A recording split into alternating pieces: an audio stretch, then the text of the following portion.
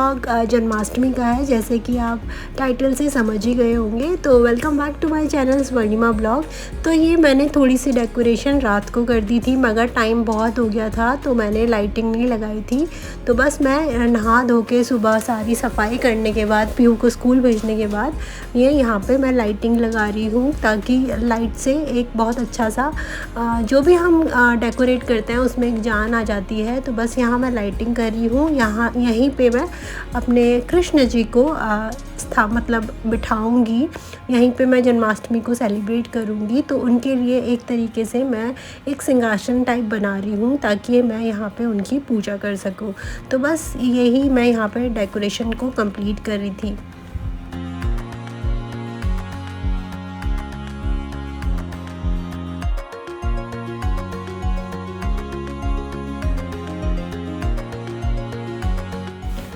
सुबह सुबह हम जो कान्हा जी को स्नान कराते हैं वो गंगा जल मिला के नॉर्मल जल से करा देते हैं, और उन्हें एक सुंदर सुंदर वस्त्र, नए आभूषण से जितना आप उनका श्रृंगार कर सकते हो उतना करना चाहिए।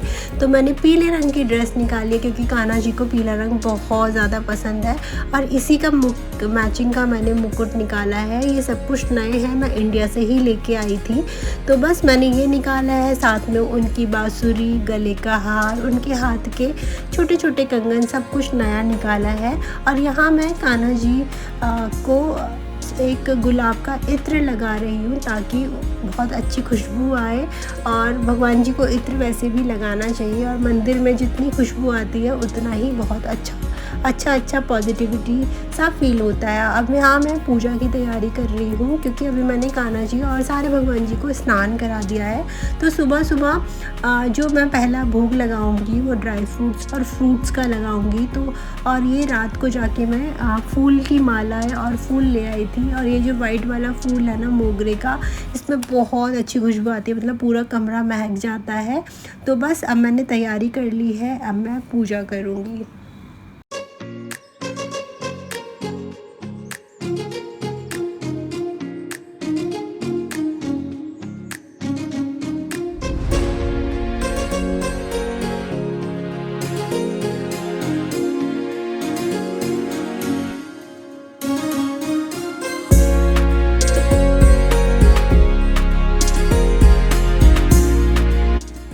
मैं कान्हा जी को आज कुछ अलग तरीके से टीका या बिंदी आप बोल सकते हो, मैंने सोचा था जन्माष्टमी में मैं कुछ अलग तरीके से लगाऊंगी। तो उनको माथे पे और दोनों गालों पे लगा के और चंदन से मैंने डॉट डॉट करके उनका श्रृंगार कर दिया है। और देखिए लग रहा है ना कितने प्यारे कान्हा जी।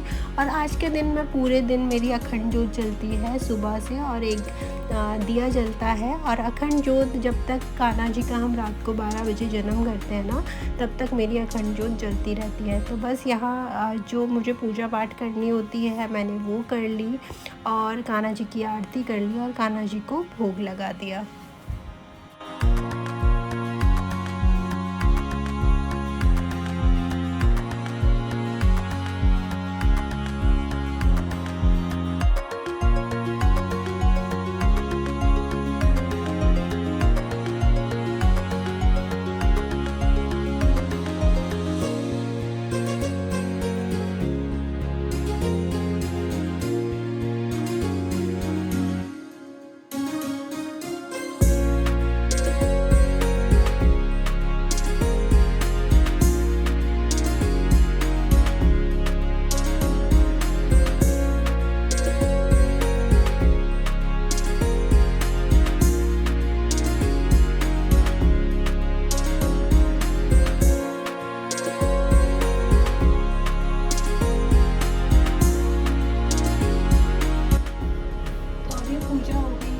भोग लग चुका है। अभी मैं बनाऊँगी माखन बनाऊँगी, माखन और फ्रूट्स का भोग लगाऊँगी। तो जो पहला भोग होता है पूजा के बाद वो मैंने लगा दिया। अब करती हूँ मैं दूसरे भोग की तैयारी।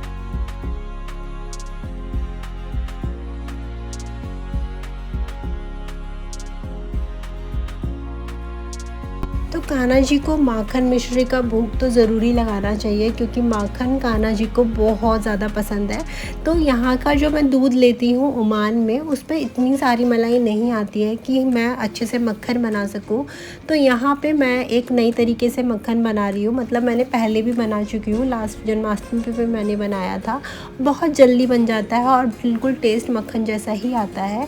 यहाँ मैंने घी ले लिया है, गाय का देसी घी ले लिया है, और इसमें मैं थोड़ी सी आइस क्यूब्स डालूँगी। अब हमें इसको क्या करना है, फेंटना है। चाहे आप हाथ से फेंटो, चम्मच से फेंटो या बीटर से फेंटो, तो आप उसको फेंटते रहेंगे ना, तो थोड़ी देर बाद क्या होता है, ये जो घी है एक बटर का फॉर्म ले लेता है और बहुत अच्छा बटर बन जाता है।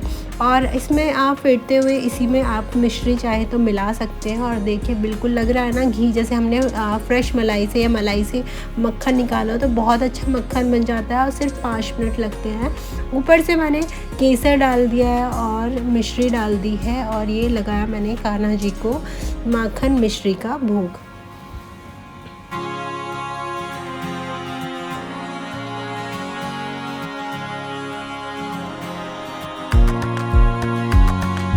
भोग लगाने के बाद मैं बलून लाई थी येलो वाला, तो मैंने सोचा कि बलून को फुला के मैं डेकोरेशन कर देती हूँ। तो मैं येलो बलून लाई थी, अभी पीयू को भी स्कूल से आने में टाइम था, तो मैंने यहाँ पे सारे बलून को फुलाया। और मंदिर का जो एरिया है जहाँ कान्हा जी है और मंदिर के आसपास के एरिया को मैंने सारा बलून से डेकोरेट कर दिया।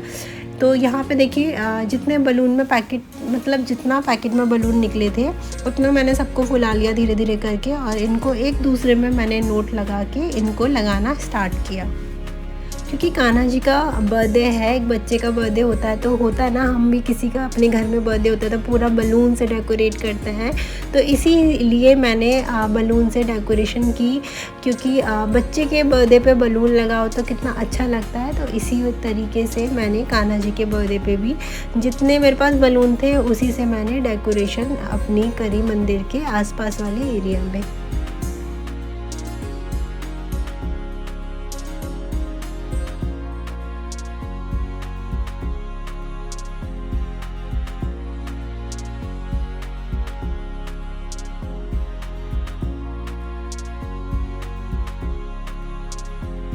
तो आज मेरी बेटी पीहू का और मेरे हस्बैंड दोनों का फास्ट था। पीहू ने तो फर्स्ट टाइम ऐसे ही रख लिया। तो बस अब मैं ये आलू की चाट बना रही हूँ। फास्ट में आलू को देसी घी में फ्राई करके थोड़ा सा सन्ना नमक और थोड़ी सी रेड चिली पाउडर डाल के दही के साथ। तो ये पहले मैं ठाकुर जी को लगाऊंगी, उसके बाद मैं पीहू को भी दे दूँगी खाने के लिए, क्योंकि मैं तो कुछ नहीं खाती दिन में, एक ही टाइम फलाहार करती हूँ रात को। तो इस टाइम मैंने कान्हा जी के लिए आलू की चाट, दही और जो मैंने पेड़े बनाए थे लास्ट वीडियो में, वही मैंने ठाकुर जी को भोग लगाया है।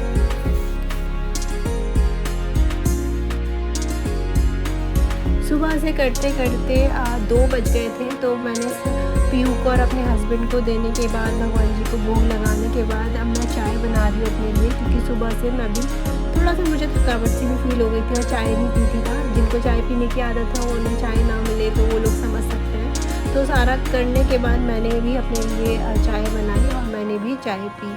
अभी ये शाम का टाइम है, तो यहाँ पे मैं भगवान जी के भोग की थाली की तैयारी कर रही हूँ। तो जब से मैंने फास्ट रखना शुरू किया शादी से पहले, तो हम फलाहारी रखते हैं। कुछ लोग क्या होता है, रात को 12 बजे के बाद भगवान जी को अन्न का भोग लगा के अन्न खा लेते हैं। कुछ लोग फलाहारी रखते हैं। सबका फास्ट रखने का तरीका अलग अलग होता है। तो मैं फलाहारी रखती हूँ, मतलब पूरे दिन में एक बार फलाहार खा लेती हूँ। तो यहाँ मैं उसी की तैयारी कर रही हूँ। तो यहाँ मैं रायता बना रही हूँ और मैंने सिर्फ आलू की सब्ज़ी बनाई है, पूड़ी बनाई है और हरी चटनी और थोड़ी सी पकौड़ी बनाई है कोटू की, क्योंकि भगवान जी को भी पूरा खाना लगाना था मुझे। तो यहाँ पे मैंने पूरा खाने की तैयारी कर ली है और पूड़ियाँ भी उतार ली है और ये लगा दी है मैंने भगवान जी को भोग की थाली।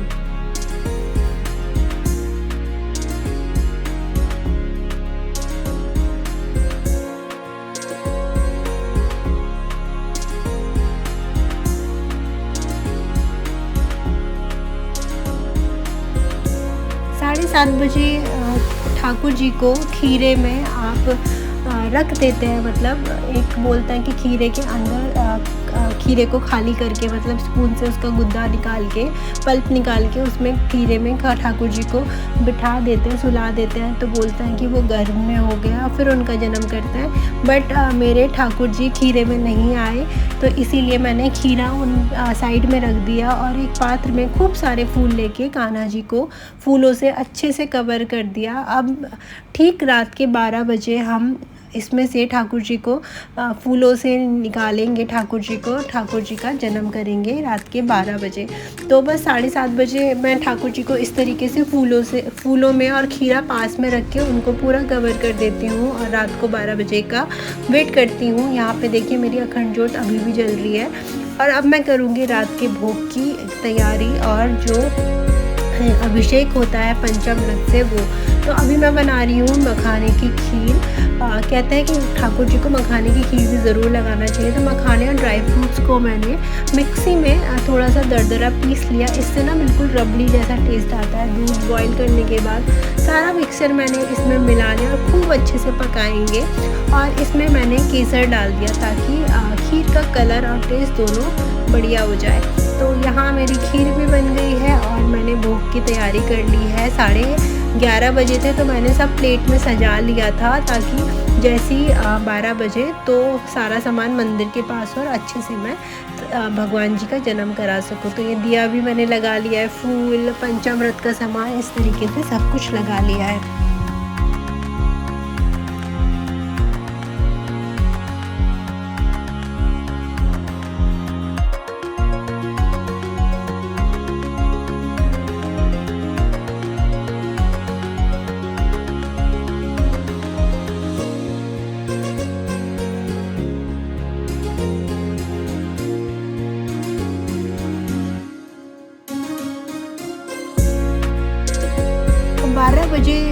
12 बजने से पहले मेरे हस्बैंड भी जगे हुए थे, पीहू भी जगी हुई थी।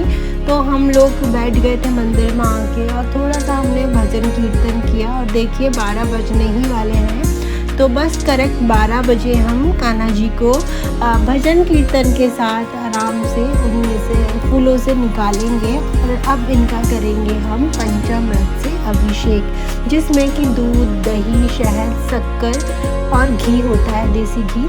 तो कान्हा जी का अच्छे से मैंने पहले उनको प्रणाम किया, अच्छे से थोड़ा लाड प्यार किया और उसके बाद मैंने उनका अभिषेक किया। मतलब हम तीनों ने मिलकर अभिषेक किया। और जो ये पंचामृत जिससे हम ठाकुर जी को नहलाते, स्नान कराते हैं, ये हम प्रसाद रूप में ग्रहण कर लेते हैं। मतलब जो भी ठाकुर जी को नहलाने के बाद पंचामृत बनता है उसे हम प्रसाद रूप में ग्रहण कर लेते हैं।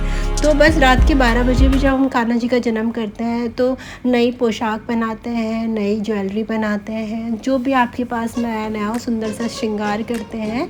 तो रात को मैंने ठाकुर जी को झूले में बिठा दिया था, क्योंकि कान्हा जी का जन्म होता है तो उनको झूले में झुलाते हैं। तो यहाँ पे हमने पूजा आरती की, अपनी पूजा की, भजन कीर्तन किए और कान्हा जी को अच्छे से झुला दिया। कृष्ण जन्माष्टमी में रात के 12 बजे तक उठ के कान्हा जी के जन्म का वेट करना एक अलग ही मतलब एक अलग ही फीलिंग होती है, एक अलग ही वाइब होती है। तो बहुत मज़ा आता है, सुबह से इंतज़ार रहता है, तो बहुत अच्छा लगता है। तो इसी तरीके से हमने बहुत अच्छे से कान्हा जी का जन्म किया। तो इसी तरीके से मैंने ओमान में रह के अपने जन्माष्टमी को बहुत अच्छे से सेलिब्रेट किया अपने परिवार के साथ। तो ये इस ब्लॉग के लिए, इस वीडियो के लिए इतना ही था। आप बताना कमेंट बॉक्स में आपको कैसा लगा। अगर थोड़ा सा भी अच्छा लगा तो लाइक करना और कमेंट बॉक्स में ज़रूर बताना आपकी जन्माष्टमी कैसी रही। जय श्री कृष्णा, जय श्री राधे। और बहुत जल्दी मिलेंगे इंटरेस्टिंग वीडियो के साथ। Thanks for watching, take care, bye bye.